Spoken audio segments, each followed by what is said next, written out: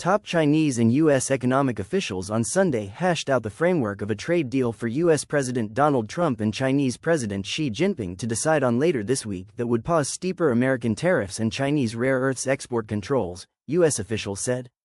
U.S. Treasury Secretary Scott Bessent said talks on the sidelines of the ASEAN summit in Kuala Lumpur had eliminated the threat of Trump's 100% tariffs on Chinese imports starting November 1.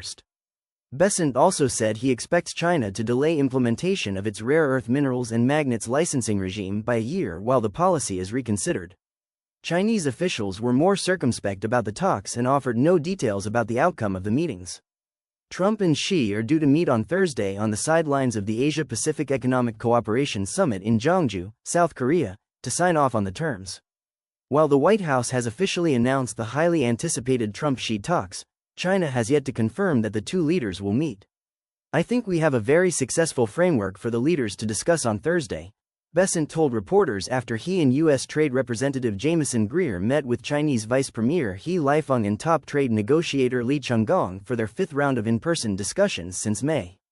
Bessent said he anticipates that a tariff truce with China will be extended beyond its November 10 expiration date, and that China will revive substantial purchases of U.S. soybeans after buying none in September while favoring soybeans from Brazil and Argentina.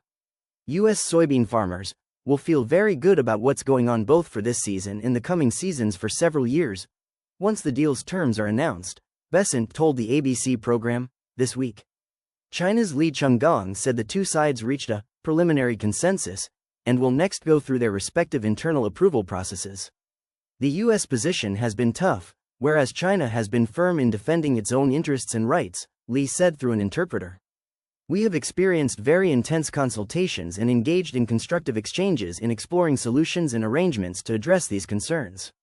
Trump arrived in Malaysia on Sunday for a summit of the Association of Southeast Asian Nations, his first stop in a 5-day Asia tour that is expected to culminate in Thursday's face-to-face with Xi in South Korea. After the weekend talks, Trump struck a positive tone, saying, "I think we're going to have a deal with China."